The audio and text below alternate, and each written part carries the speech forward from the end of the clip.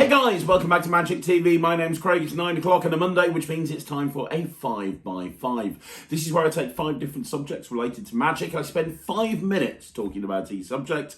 I then move on to the next subject. There is a timer at the bottom of the screen. When the time reaches 0, I move on. It's quick, it's snappy. You never know what you're going to get. Now, on this week's show, I'm going to do the same thing that I have done on the last few weeks' shows because it seems to be really popular and it seems to be something that you guys want to see. And I'm all about making sure that this channel is all about what you guys want to watch. So we're going to start off by having a look at a live performance video. And I thought it'd be kind of interesting to go back and look at a really old clip of me performing. Now this is really old. I have hair. I have no tattoos. And I'm a lot thinner than I am now. This was shot at a place called Nailcoat Hall in Warwickshire. It's kind of near where I live, and it's a wedding venue. It's a corporate venue. I've done an awful lot of work for them over the years, and I continue to do a lot of work for them. And this is kind of a mix and mingle type situation. And you're going to see me doing 2 things. You're going to see me doing like an ambitious card style routine, and then you see me going into a card in phone. Now, the important thing is that I want you guys to understand card in phone is incredible. I've kind of touched on this on the channel before. I love card in phone. I really do. You know, I use lots of different Card to Impossible locations over the years. I've done lots of different finales to ambitious cards, but the one I keep coming back to over and over again is card in phone, because it is just so awesome. You know, you give somebody your phone, and that's how I kind of do it. At the beginning, I give somebody my phone. You do whatever routine you want to go, and then you say, hey, the card's disappeared and it's inside my phone. You switch the phone on, you see that it's actually in there, and then you pull it out. It gets a killer reaction, and it's great. It's a lot of the time with apps, I prefer my apps a little bit like Cognito and things like that, where it doesn't appear that like the phone is special in any way. But with this particular one, I absolutely love that visual of that card coming out of that phone. And then apps for Ambitious Card. Ambitious Card is a classic for a reason. It's one of those tricks that you know is always going to get a great reaction. And it really does. Ambitious Card always gets a great reaction. It's one of those tricks, and I think one of the reasons is that the thing with Ambitious Card is that you can do it over and over again. It doesn't matter how much people burn your hands, you can still have that card come to the top of the deck in a variety of different ways. So let's have a look at the live performance footage. And then in the second video, we're going to play the footage again, but I'm going to put a commentary track over the top talking about what I did, why I did it, so that you kind of understand from the point of view of what was going through my head at the time. Because the thing with this footage, and you'll see this in a minute, I am completely surrounded, and it's in kind of a bit of an awkward position to perform, because it's actually in this corridor where people can walk past you at any point.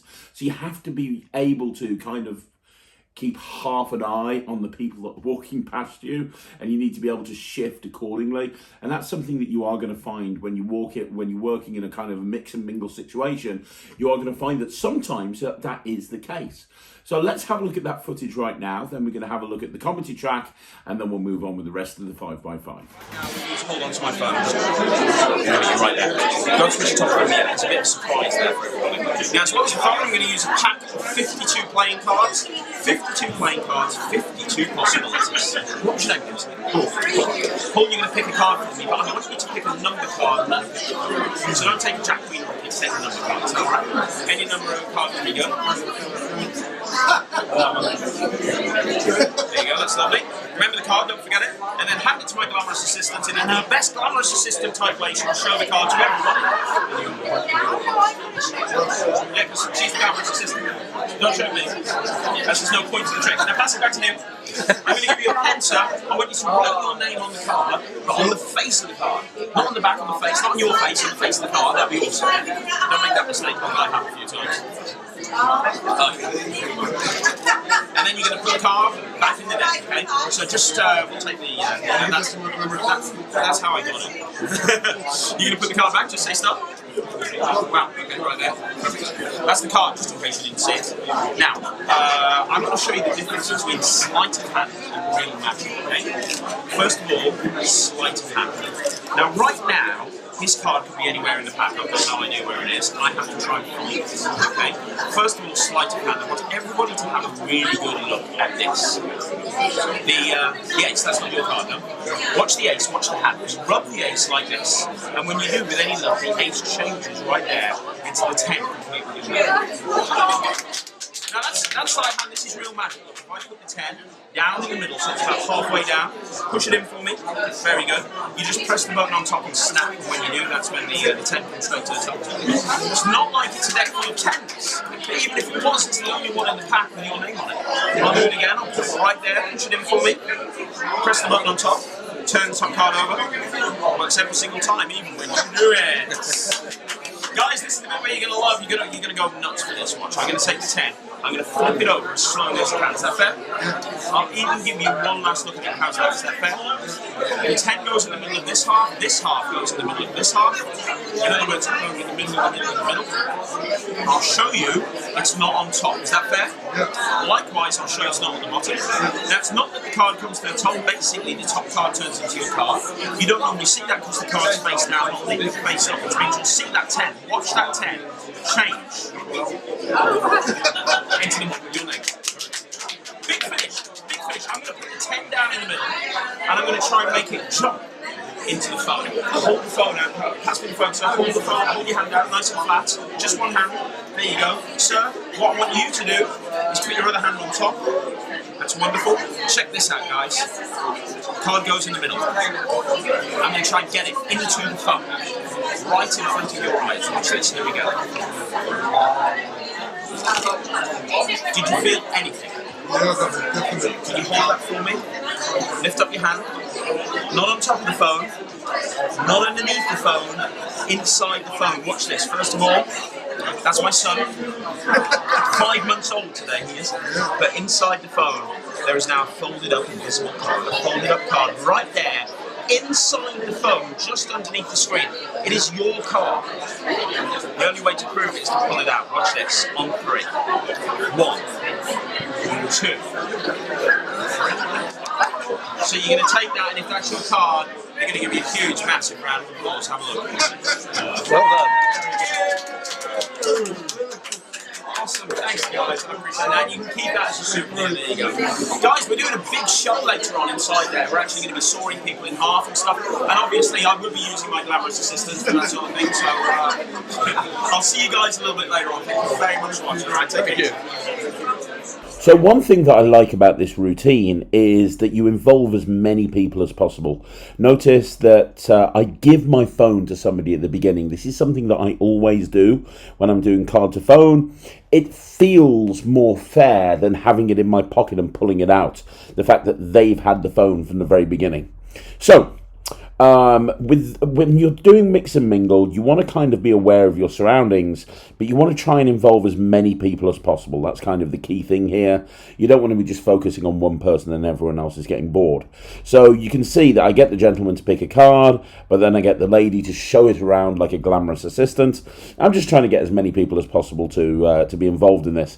And normally at these sort of black tie dinners when it's kind of evening dress, the ladies have spent a long time getting ready, so you know, you kind of acknowledge that, and it's a very nice thing to do, especially at the sort of event that I was at here.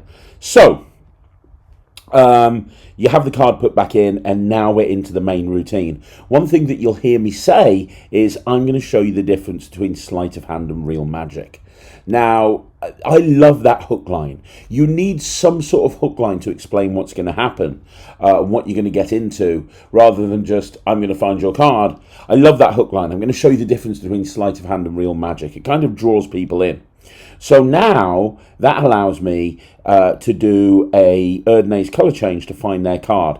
Now I do like using a colour change at the beginning of an ambitious card because it's more visual, it establishes credibility. In case they've seen some sort of ambitious card routine before, opening with a colour change to find their card really kind of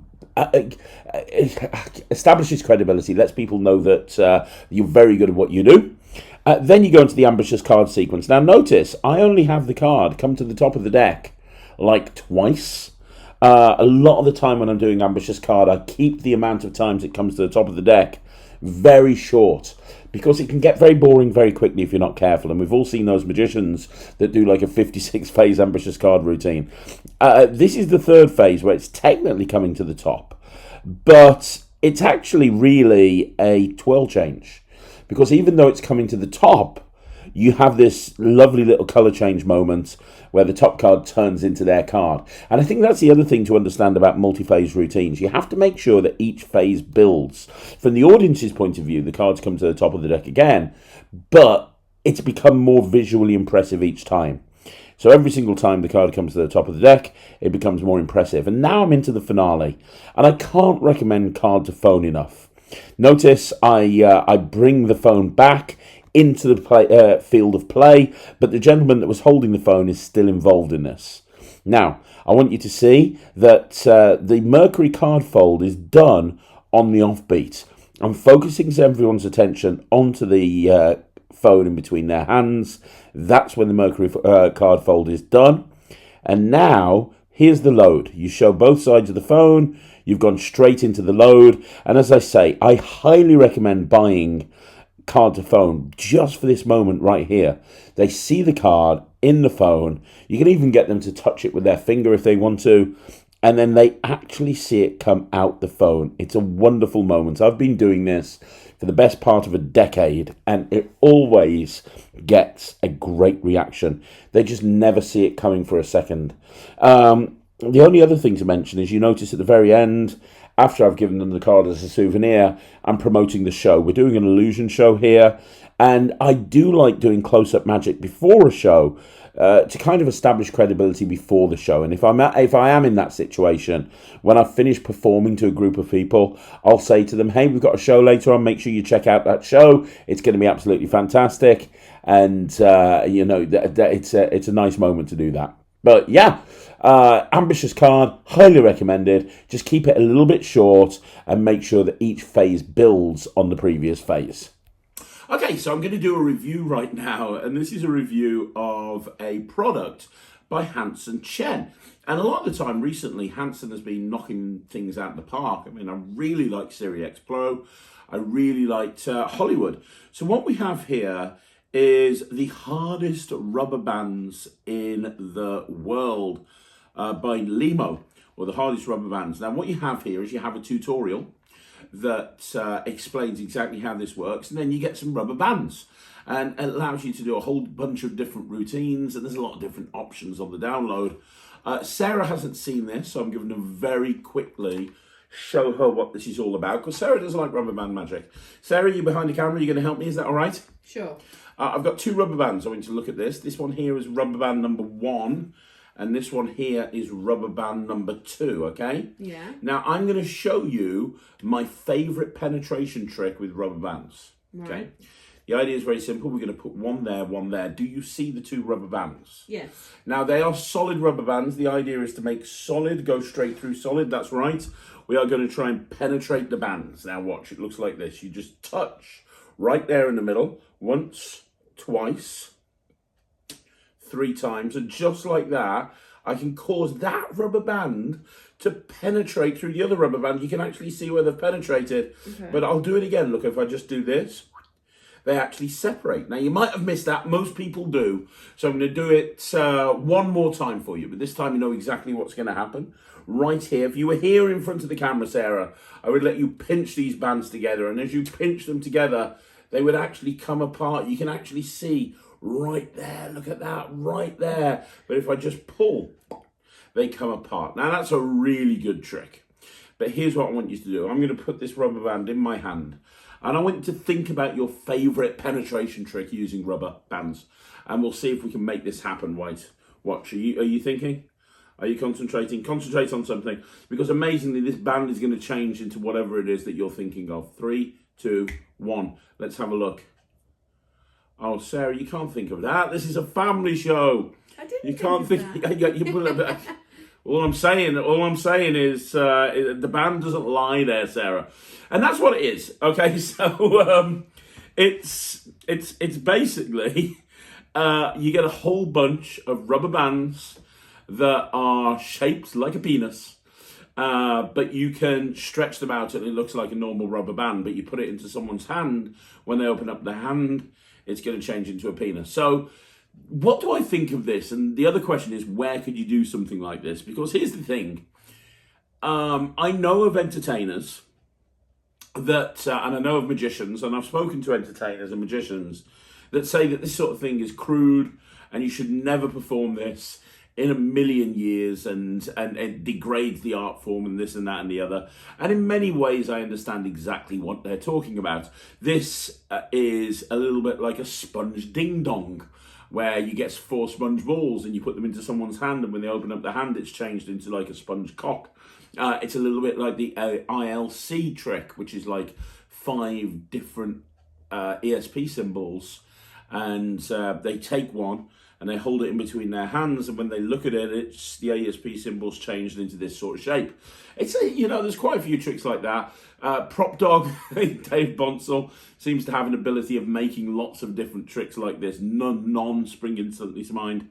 And here's the thing, this is what I think. There are certain gigs, there are certain situations where this sort of thing would go down a storm. Nightclubs, I'm going to be doing a lot of military bases over the next few weeks, because I always get booked to do a lot of military bases over Christmas. You go to a military base, this is the sort of thing that would bring the house down. You could do a 45 phase, incredible card routine using the most delightful moves in the world, but you bring out a rubber band and turn it into the shape of a penis, and you put the right presentation on it. There is nothing else that you could do that could top that. There are certain gigs, certain times, certain places where this will bring the house down. And it's the sort of thing that I like to have in my case, in case I'm booked for perform. And I do end up getting booked to perform for quite a lot of places like that. I've worked at a lot of Revolution vodka bars and places like that, where everyone's a little bit drunk, and that's the sort of thing that goes down really well. If you have a place in mind for this, I would absolutely go for it. It gets 95%. I do work in places where this sort of thing is appropriate. If not, then it's not for you. So one thing that I like to do on the 5x5s is kind of do a retrospect of a book that has been out a few years ago that I would highly recommend, because even if a book is out of print, you can still get a lot of books. If you check eBay and Amazon and various different magic shops, I'm constantly picking up old books that have been around many, many years ago. And I wanted to do that again today in this week's 5x5. And I've talked about this book quite a few times on the channel, so it only made sense to actually talk about it and actually recommend it, which is called The Book or Don't Forget to Point by the Flicking Fingers. Now, first of all, this book was written by Kaufman and Company, so it's a really well-produced book, and it really is a well-produced book. It's exceptional. And the Flicking Fingers are amazing. You don't see them around as much these days, but the Flicking Fingers were a group of really awesome magicians based over in Germany, including people like Pitt Hartling, who just was super creative. And back in the day, back in sort of the late 90s, early 2000s, they bought DVDs out and tricks out and so on and so forth. And then this book is the highlight of my of my collection. I absolutely love this book. And I would beg, borrow, or steal whatever you can do to get one of these books. This is absolutely amazing. Now, let me very quickly go over it for you and go through a few highlights. So, there's 5 sections. The first section of tricks using close-up tricks, non-card material. Then you have card magic. Then you have ideas, which are kind of, well, as it says, ideas, and a few of them are just completely wacky, but they look absolutely amazing. And then you have some theory, and then a kind of an end section. Now, first of all, I want to just highlight some really cool stuff out the close-up section. The tweezers is an incredible coin production using a set of regular tweezers, where you show this set of regular tweezers and you keep reaching into the air and producing a coin in the tweezers, which you put down, and you can produce 3 or 4 coins from between the tweezers very, very easily. It's something that I did for many, many years. It's very, very cool. Gummy bear penetration is brilliant. You show a gummy bear and you show a wine glass and you penetrate the gummy bear through the wine glass, but you actually see it going halfway through. So you see this gummy bear kind of penetrating through the thing. Absolutely amazing. There's cups and balls routines. The fruit cups are brilliant. Now the card section, there are some really cool card tricks in there as well. Instant camera card is brilliant. So good. Party Animal is a fantastic sort of Triumph style thing. 2 tricks in here that have gone on to be sort of dealer items that everybody does is Cupid, which I reviewed recently on the channel. So Cupid by Pitt Hartley, which is kind of, it's a trick where you find the mates of cards from a shuffle deck of cards. It's crazy. And the Sympathetic 10 by Georges Alexander, which was put out by Card Shark. At one point, I remember everybody doing that, like absolutely everybody. There's some incredible performances I've seen online. That's fully explained in here as well. You got some amazing moves. Pitt Hartley talks about his chaos cuts and his out of order shuffle. Just a really great book. I can highly recommend it. Like I say, you can get it. It's difficult, but you can get it. I wanted to bring it to your attention because people ask me, what's the best books I've ever read? This is one of the best books I have ever read. It's absolutely amazing. And if Richard Kaufman is watching this, I really highly suggest that you republish this because I think a lot of people would buy it. Very quickly, in the last 30 seconds, people ask me, why is it called Don't Forget to Point? Well, it brings it up at the very beginning of the book, and it tells a story about, I think it was Di Vernon, I think it might be, but it's all about, when you do the French drop, don't forget to point. And don't forget to point where the don't forget to point to where the coin is. It's a long story that's actually very, very funny and sets the tone for the rest of the book. It's highly recommended. It's absolutely amazing. It's the Flicking Fingers present the book. Don't forget to point. Buy it now. Okay, so for the final segment today on this week's 5x5, I'm going to do another deck review because they're really popular, and I'm all about making sure that this channel has the content that you guys want to see. And I'm going to be talking about the Robot Playing Card deck, which has been produced by P3, by Penguin Magic. I tell you what, back in the day, it used to be all Illusionist and Theory 11 that made the speciality cards. And although Theory 11 are still banging them out left, right, and centre, and you do see cards by Illusionist, Penguin are coming out with cards like thick and fast, man. You see Penguin coming out with cards all the time. This is Ryland's favourite deck of playing cards. One of the reasons is Ryland loves robots. He loves anything to do with robots. So for him, this deck of cards is amazing. I do like it. One of the problems I have with playing cards sometimes, speciality playing cards, is when I take them to the deck, when I take the deck out to a gig, it looks like a normal deck of cards. It looks like a regular deck. And it's like, why am I taking this deck out with me when I could just be taking a bicycle deck? But this actually looks like a very special, very unusual deck of cards. And Ryland actually does a colour-changing deck with this. So he comes out with a regular deck of cards. And he's got this whole presentation about robots and how he loves robots. And he does a colour-changing deck, and he ends up by changing the deck into a robot deck that he can then use for the rest of the act. They are very different. They are very unique. And that's why I love them. I also love the fact that these cards handle really well. If you're shuffling them or springing them or doing some sort of cardistry with them, they handle really well. They feel really thick, not as thick as my favourite cards, which is the 1914 Providence deck, but they feel substantial. They're not like a flimsy little weak playing card. I'm going to bring the camera in and have a close look but I'd highly recommend these cards. So let's have a look at these cards close up. So first of all, you've got the box, which is a really nice box. It kind of fits the theme.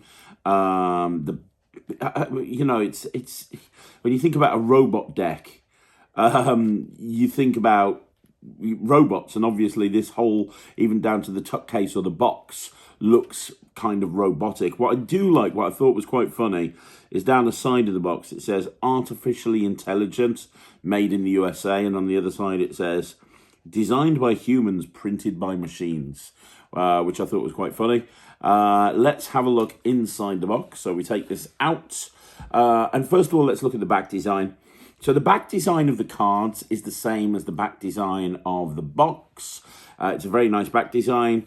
Again, it has that kind of robotic theme running all the way through, which is absolutely perfect. I do think these cards could very easily be marked if you wanted them to be, just because of how the back design is actually laid out.